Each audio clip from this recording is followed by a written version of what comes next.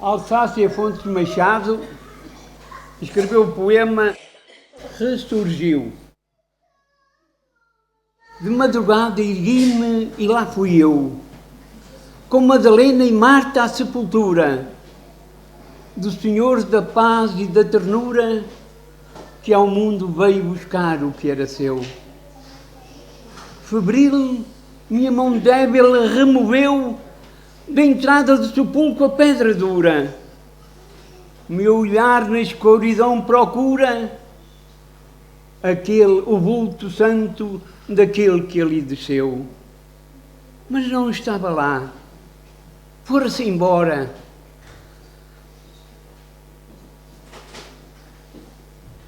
Há pranto no meu olhar, chora imponente, com lágrimas de luz, a doce aurora. De repente, uma voz como um fogo nos bradou: por que buscais entre os mortos o vivente? Dizei aos homens que Jesus ressuscitou.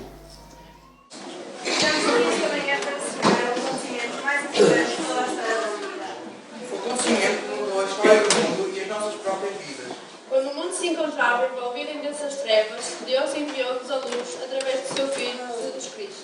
Enquanto aqui esteve, como homem, Jesus pregou, ensinou e fez grandiosos milagres e maravilhas. Passaram 3 anos entre Pedro, Tiago, João e os outros discípulos, ao ver o primeiro chamado Jesus de Nazaré. Uma experiência que eles nunca iriam esquecer, sentar-se aos seus pés, vê-lo operar inacreditáveis milagres e acreditar que ele era o Messias prometido por Deus. Mas agora se aproximava o fim do tempo, em que estariam juntos. E numa segunda-feira, Jesus entra no tumultuado templo de Jerusalém. Vê os cambistas e a compra de venda de animais que os filhos expulsou de lá e diz: a minha casa será chamada casa de oração, mas vós fizestes dela um covil de ladrões. Na terça-feira, Judas, um dos apóstolos, procura os sacerdotes e concorda em trair Jesus, porque interroeu de prata. Na quarta-feira, eles passam o dia na aldeia de Betânia, e ele e Maria, irmã de Lázaro, unge a Jesus com um unguento caríssimo, e ele diz: Esta mulher praticou uma boa ação para comigo, pois derramou ela este unguento sobre o meu corpo, para limpar os meus companheiros. Na quinta-feira, os discípulos celebraram a Páscoa com Jesus em Jerusalém, e ele fala claramente sobre a sua morte. Os discípulos se entristecem, pois não querem ver o seu grande mestre, o libertador prometido há tantos anos, morrer nas mãos dos pecadores. Mas naquela mesma noite Jesus é preso, acusado e condenado. E na sexta-feira, terrível sexta-feira, Jesus é humilhado, ultrajado, ferido, escarnecido e por fim crucificado. Durante o sábado, o corpo de nosso Salvador repousa sem vida num sepulcro de um homem rico. Suas esperanças foram frustradas. Seu mundo foi destruído. Porém, no domingo tudo começa, pois se ouve a mensagem. Cristo ressuscitou! Cristo ressuscitou! Cristo ressuscitou! Ao bailar aquela manhã, algumas mulheres foram ao sepulcro. Elas estavam preocupadas pensando: quem nos comoverá a pedra? Mas eis que, ao chegarem lá, a pedra já estava comovida. E encontraram apenas um anjo sentado sobre a pedra que lhes disse: Não tenhais medo, pois eu sei que estou por Jesus, que foi crucificado. Ele não está aqui porque já ressuscitou. E saindo elas do sepulcro com temor e grande alegria, correram anunciando aos seus discípulos. E este é o verdadeiro sentido da Páscoa para esta igreja. Jesus, o Cordeiro de Deus, naquela sexta-feira foi sacrificado por nós. O preço que não podíamos pagar, Ele pagou por nós. Mas ao terceiro dia, a morte não o pôde mais deter naquele túmulo frio e ele ressuscitou.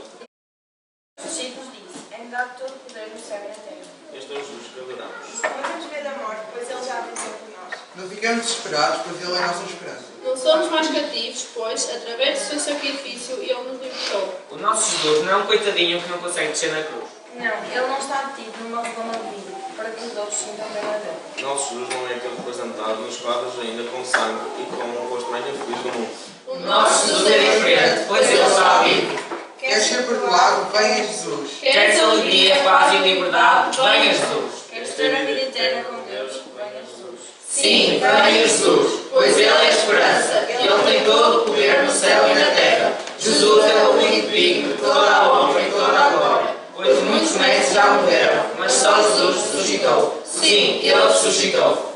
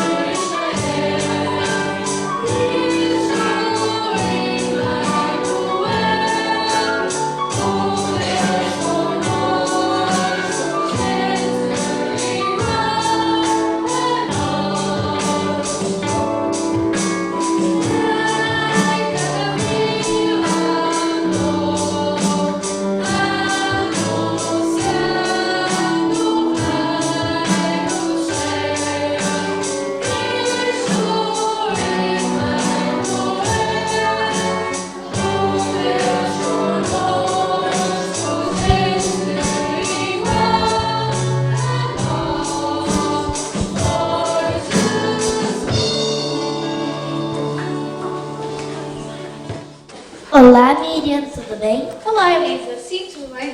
A Páscoa está a chegar. É verdade. Não vejo a hora. Quero ganhar o coelhinho da Páscoa e muitos ovos. O quê? O coelhinho da Páscoa vai me trazer muitos ovos de chocolate. Mas, Elisa, quem é que te disse que o coelho ia te dar alguma coisa? Ora, muita gente.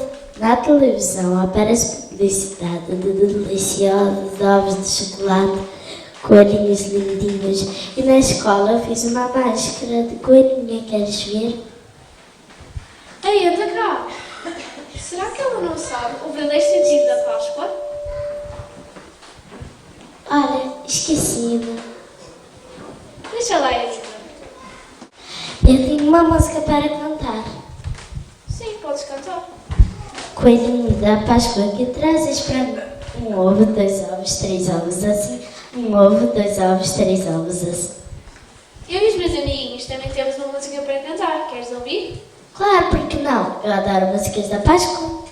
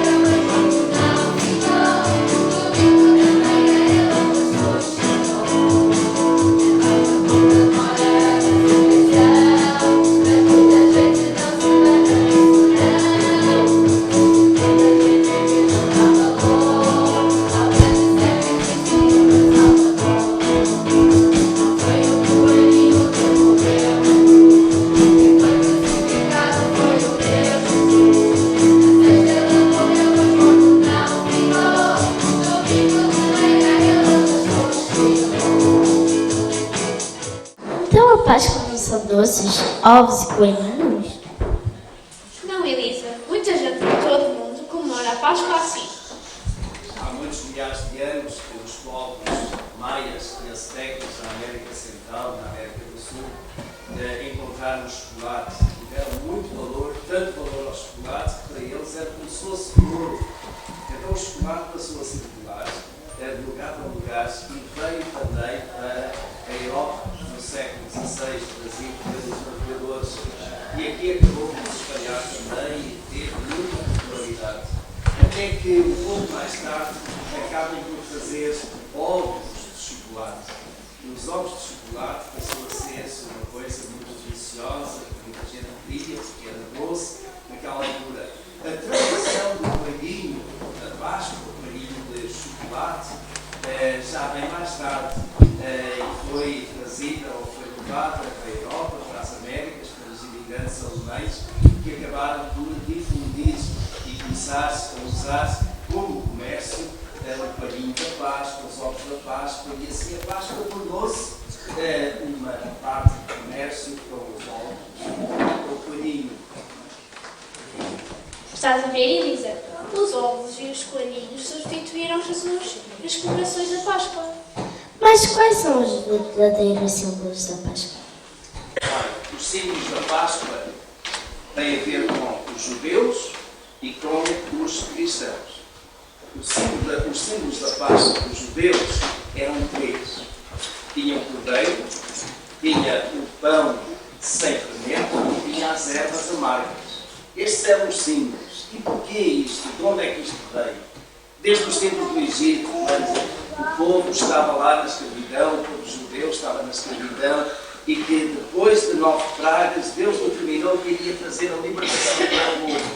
E uma dessas pragas, a última, Deus indicou através de Moisés que o povo devia pegar num cordeiro, matar esse cordeiro e usar o sangue para colocar nas ombreiras das portas, assim à volta, em todos estes lugares, na parte exterior. E quando viesse o anjo da morte, ele passaria por cima daquelas casas onde estava o sangue do cordeiro e não matava o primogênito, isto é, o primeiro a paz que tivesse nascido. Mas em todas as casas onde não houvesse sangue de cordeiro, havia morte da parte do primogênito, tanto do ser humano como de algum animal.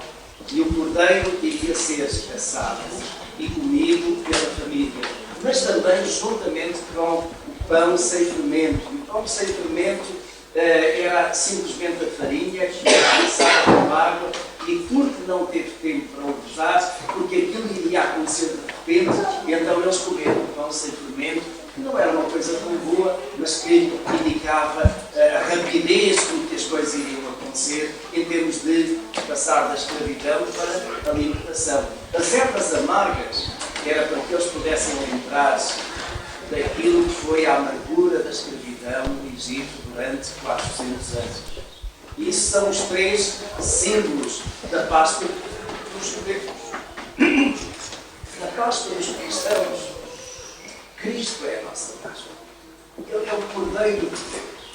O Cordeiro de Deus que, quando Jesus vinha na direção de João Batista, ele olhou para Jesus e disse: este é o Cordeiro de Deus que tira o pecado do mundo. Então Jesus tomou esse lugar do Cordeiro, é o Cordeiro da Páscoa dos cristãos. Há uma música que vais ouvir e que fala disto, fala deste Cordeiro, e vais com certeza ter mais informação sobre este Cordeiro.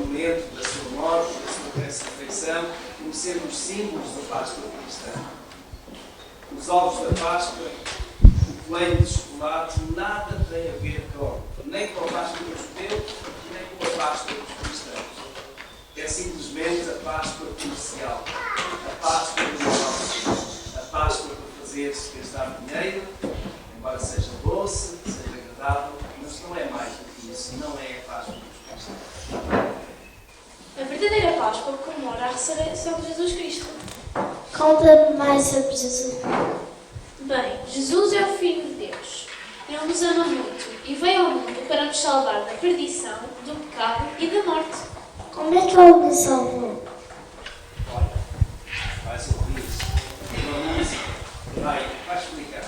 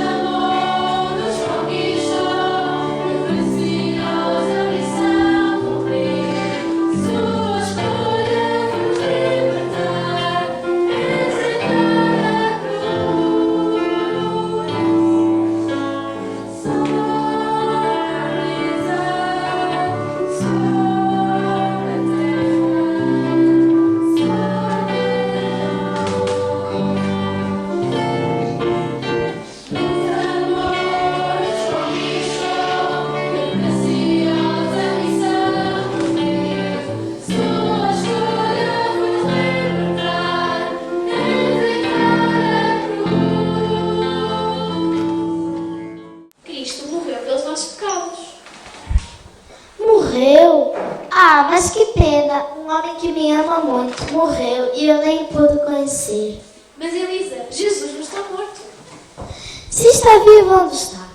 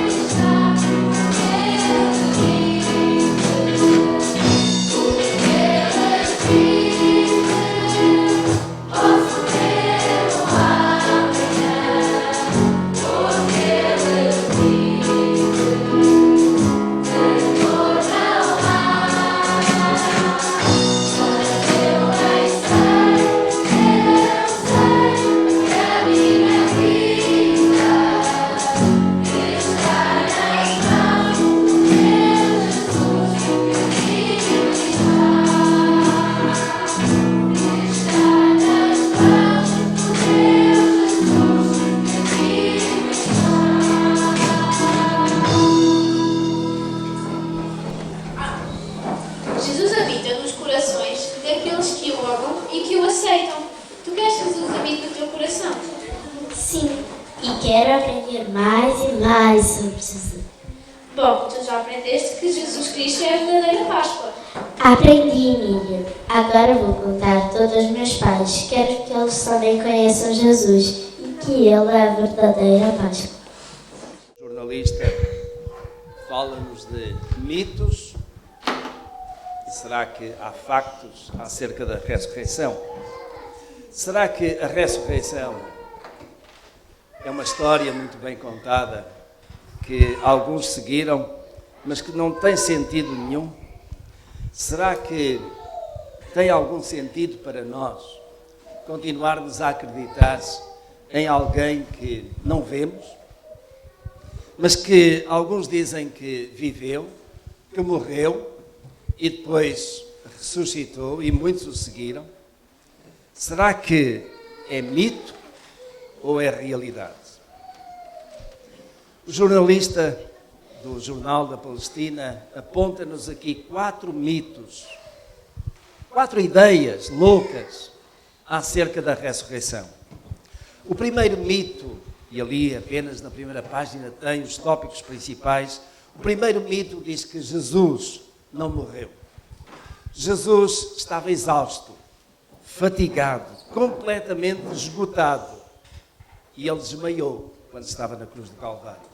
Por isso mesmo, acabaram por o retirar, pensando que ele estava morto, e levaram-no para uma sepultura. E a pedra, naquela altura, estava tão fria, que Jesus foi deitado ali naquela pedra e ali ficou, ainda que depois tivessem colocado uma outra pedra a tapar-se, mas durante aquelas horas da noite, no frio que se fez sentir, e quando Jesus, a pouco e pouco, foi recuperando os sentidos, então ele voltou à vida. E voltou à vida de tal maneira que conseguiu ganhar forças, não logo naquela altura, mas umas horas mais tarde. Entretanto, passou outro dia, e já à noite fora do segundo dia, Jesus foi capaz de começar a rolar aquela pedra que estava a tapar a sepultura onde ele tinha sido colocado. Possivelmente os guardas estariam a dormir naquele tempo. E Jesus escapou-se e nunca mais ninguém o viu. Umas histórias dizem que depois Jesus foi na direção do Oriente e conseguiu alcançar, vejam, tão cansado que estava, tão dorido, tão ensanguentado, conseguiu alcançar a Jordânia e até a Índia. E algumas histórias dizem que Jesus por lá casou e teve filhos e morreu naturalmente. Então, a ressurreição de Jesus é um mito. E esta história que é contada tem mais valor do que aquela que nós encontramos nos Evangelhos. Mas, de facto, um dos evangelistas, de nome Marcos, escreveu estes elementos assim. Ao cair da tarde, como era o dia da preparação, isto é, a véspera de sábado, José de Arimateia, ilustre membro do Sinédrio, que também esperava o reino de Deus, cobrando ânimo, foi a Pilatos e pediu o corpo de Jesus. Admirou-se Pilatos de que já tivesse morrido e, chamando o centurião, perguntou-lhe se de facto havia morrido. E depois que o soube do centurião, cedeu o cadáver a José, o qual, tendo comprado um pano de linho, tirou da cruz o corpo, envolveu-o no pano e o depositou num sepulcro aberto na rocha. E rolou uma pedra para a porta do sepulcro. E Maria Madalena e Maria, mãe de José, observavam onde fora posto. Marcos escreveu que José de Arimateia, que não era um dos discípulos de Jesus, mas era alguém temente a Deus e que certamente não votou juntamente com os outros membros do Sinédrio para que Jesus fosse crucificado. Naquela altura vai ter com Pilatos. Pilatos era o manda-chuva, era aquele que decidia todas as coisas. Foi ter com ele e pediu-lhe o corpo de Jesus porque queria fazer-lhe um enterro com dignidade. Mas Pilatos estava na dúvida, será que já morreu? Será que já passaram horas suficientes de angústia, de sofrimento, de agonia e já morreu? Então o próprio Pilatos teve a preocupação de chamar o centurião, a pessoa responsável pela guarda, para ir certificar-se de que realmente o corpo de Jesus estava morto. Ele ainda estava na cruz, ensanguentado, já sem vida. E confirmada a sua morte, o relato é trazido a Pilatos. E Pilatos, segundo aquilo que Marcos descreve, tendo comprovado de facto que Jesus estava morto, então entregou o corpo, ou deu ordem para que o corpo fosse entregue a José de Arimateia, que o leva para a sepultura, que o deixa ficar ali. Meus irmãos, o mito é que Jesus não morreu. O facto é que ele morreu e a sua morte foi comprovada. Mas será que a sua morte já era suficiente para nós? Era. Mas há muito mais do que isso. Um outro mito que é apresentado é que Jesus de facto não estava na sepultura, porque o corpo de Jesus foi roubado. O corpo de Jesus foi roubado. Por isso mesmo não o puderam encontrar. Mas essa ideia de ressurreição é tão extravagante. O corpo de Jesus simplesmente foi roubado.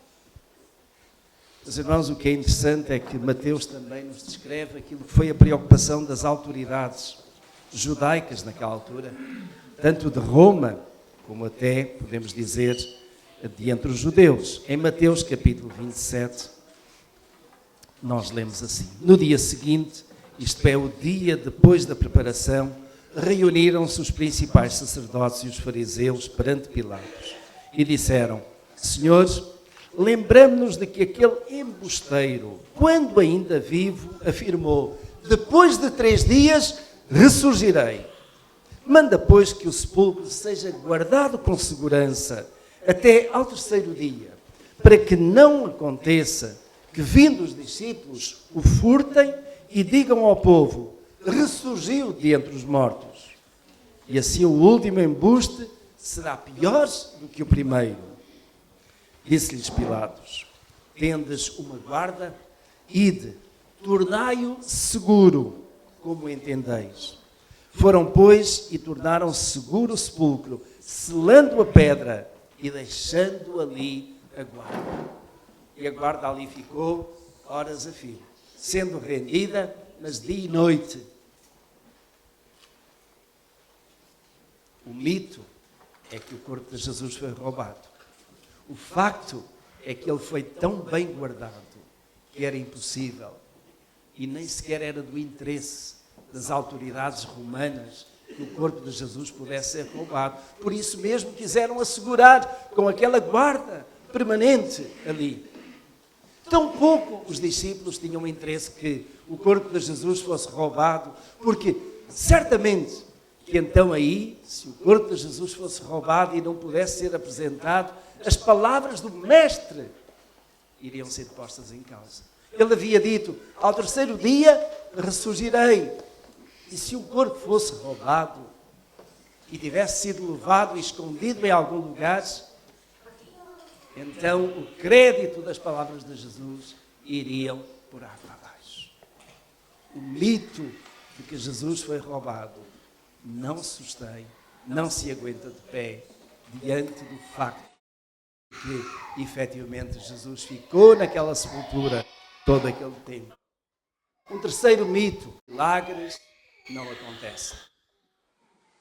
E sem dúvida, meus queridos irmãos e amigos que aqui estáis, alguém morrer é tão natural para nós, é tão real, tão evidente, que ninguém nega.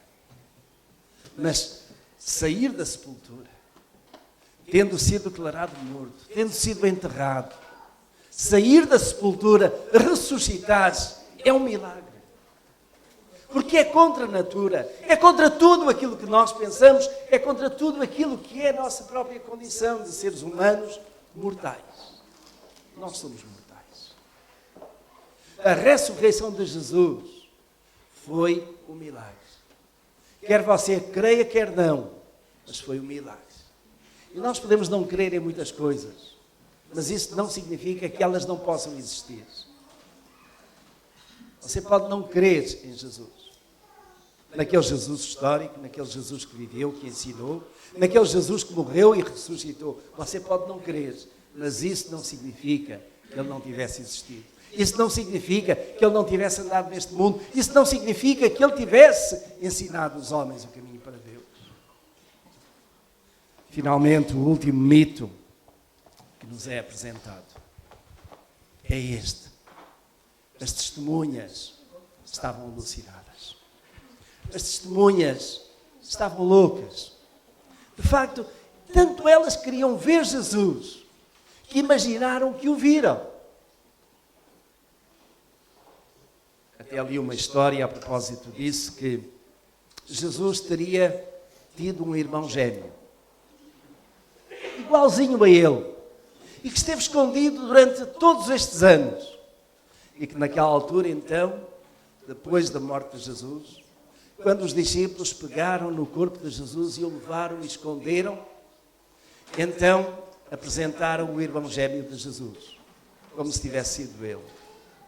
Tantas histórias são apresentadas para negar aquilo que são os factos históricos, que às vezes, sem dúvida alguma, exige a nossa fé, exige de nós.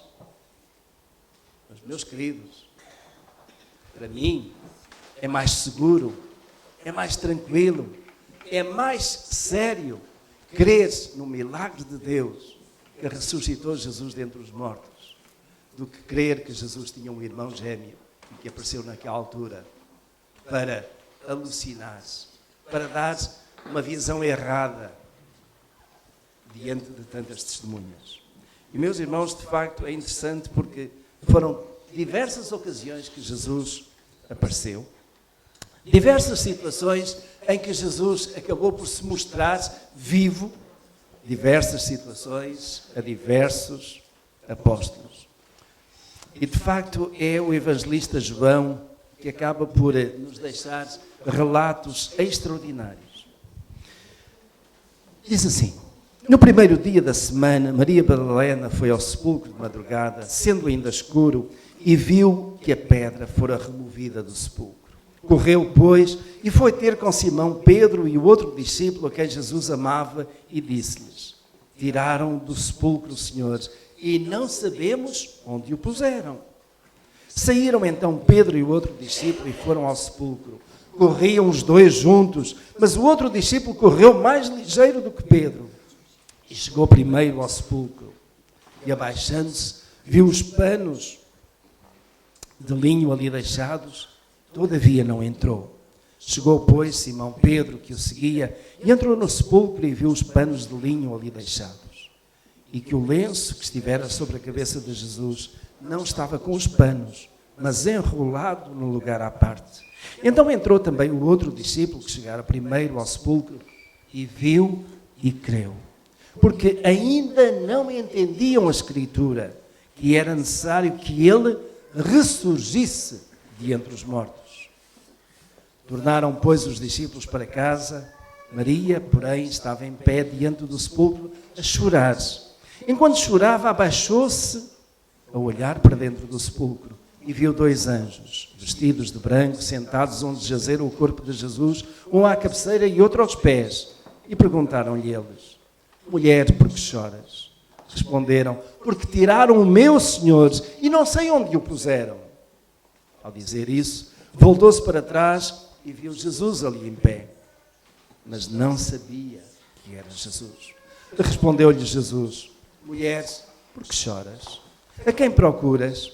Ela, julgando que fosse o jardineiro, respondeu-lhe: Senhor, se tu o levaste, diz-me onde o puseste e eu o levarei. Disse-lhe Jesus: Maria. Ela, virando-se, disse-lhe em hebraico: Raboni, que quer dizer mestre. Disse-lhe Jesus: deixa de me tocar, porque ainda não subi para meu Pai, mas vai a meus irmãos e diz-lhes que eu subo para meu Pai e vosso Pai, meu Deus e vosso Deus. E foi Maria Madalena a anunciar aos discípulos: vi o Senhor. E ele lhe dissera estas coisas. Verso 19. Chegada, pois, a tarde, naquele primeiro dia da semana, estando os discípulos reunidos com as portas cerradas por medo dos judeus, chegou Jesus, pôs-se no meio deles e disse-lhes: paz seja convosco. Dito isto, mostrou-lhes as mãos e o lado. Alegraram-se, pois, os discípulos ao verem o Senhor. Disse-lhes então Jesus, segunda vez: paz seja convosco. Assim como o Pai me enviou, também eu vos envio a vós. E havendo dito isso, assoprou sobre eles e disse-lhes: recebei o Espírito Santo. Um pouquinho mais adiante diz: ora, Tomé, um dos 12, chamado Dídimo, não estava com eles quando veio Jesus. Diziam-lhe, pois, os outros discípulos: vimos o Senhor. Ele, porém, lhe respondeu: se eu não vir o sinal dos cravos nas suas mãos, e não meter o dedo no lugar dos cravos, e não meter a mão no seu lado, de maneira nenhuma crerei. 8 dias depois estavam os discípulos outra vez ali reunidos, e Tomé com eles. Chegou Jesus, estando as portas fechadas, pôs-se no meio deles e disse-lhes: paz seja convosco. Depois disse a Tomé: chega aqui o teu dedo e vê as minhas mãos. Chega a tua mão e mete-a no meu lado, e não mais sejas incrédulo, mas crente. Respondeu Tomé: Senhor Deus, ó Senhor meu e Deus meu. Disse-lhe Jesus: porque me viste, creste. Bem-aventurados os que não viram e creram.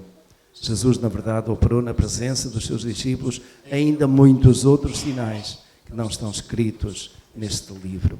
Estes, porém, estão escritos para que creiais que Jesus é o Cristo, o Filho de Deus, e para que, crendo, tenhais vida em seu nome.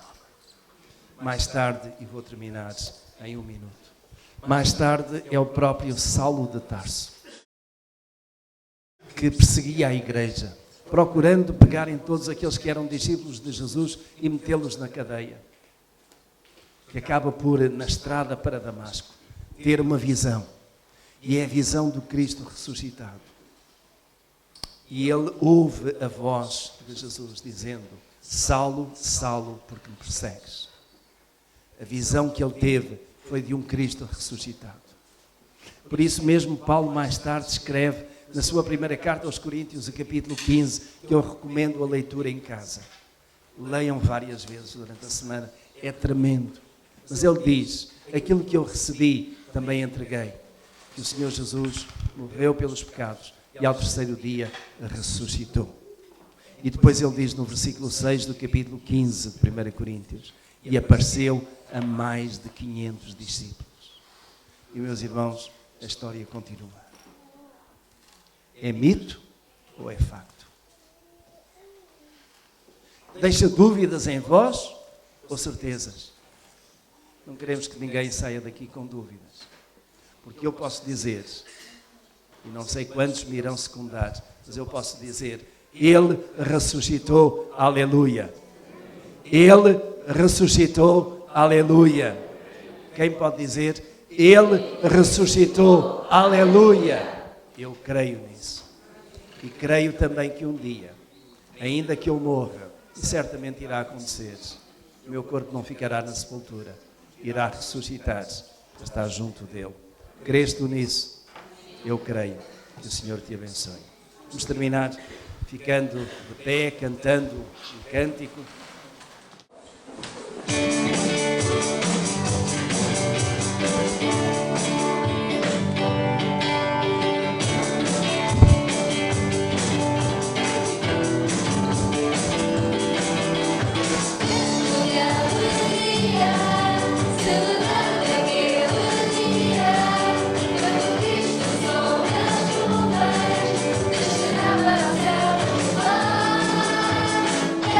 Yeah.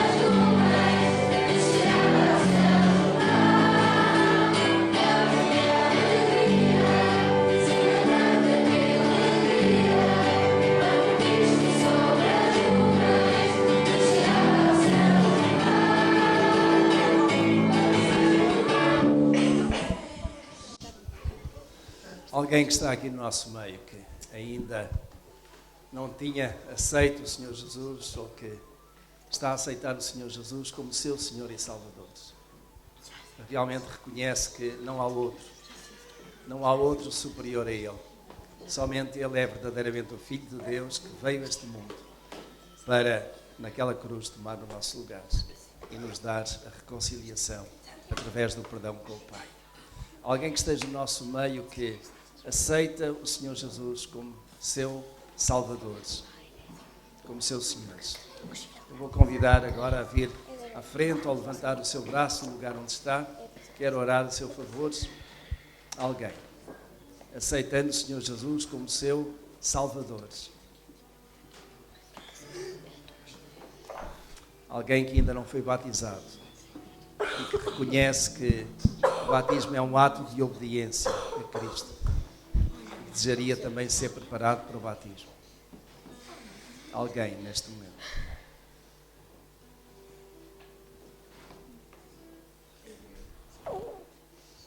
Isto é um dia memorável, a Páscoa do Senhor. E ela pode ser celebrada não apenas por alguns, mas por todos aqueles que verdadeiramente aceitam Jesus como Senhor e Salvador. Aqueles que são seus discípulos. A Páscoa é muito mais do que aquilo que daqui a pouco pode estar na vossa mesa.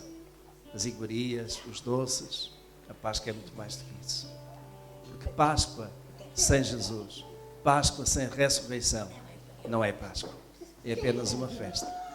Que o Senhor realmente esteja convosco e vos conceda um dia de paz, um dia de grande esperança e que também um dia possais dizer lá no céu com Jesus, glória ao nome do Senhor. Pai do céu, nós te agradecemos muito por este dia, te agradecemos, Senhor, pela Páscoa, te agradecemos, ó Deus, pelo Cordeiro, o sangue do Cordeiro que foi imolado naquela cruz por causa de nós. E te agradecemos, Pai do céu, porque tu tens transformado a nossa vida, tu nos tens salvo, tu nos tens reconciliado com o Pai e dado uma vida eterna maravilhosa, Senhor. Nós sabemos, ó Deus, que neste mundo estamos de passagem. Tudo aqui é uma passagem. Mas, ó Deus do céu, para além da sepultura, há uma vida eterna para viveres, ou contigo, ou separado de ti. E nós queremos, ó Deus, que por causa da nossa fé em Cristo, por causa daquilo que é a nossa crença num Deus único e verdadeiro, por causa, ó Deus, do perdão dos nossos pecados que tu nos concedeste, nós estamos reconciliados contigo e estamos destinados também para essa vida eterna contigo. Venha, ó Deus, abençoar o teu povo aqui. Abençoa as nossas famílias, abençoa os nossos queridos. Abençoa as nossas crianças, todos aqueles que participaram, todos aqueles que ouviram. Que a tua palavra, Senhor, seja guardada nos nossos corações. Em nome e por amor de Jesus. Amém. O resto do dia feliz, com os vossos familiares, com os vossos amigos. Que seja um tempo abençoado.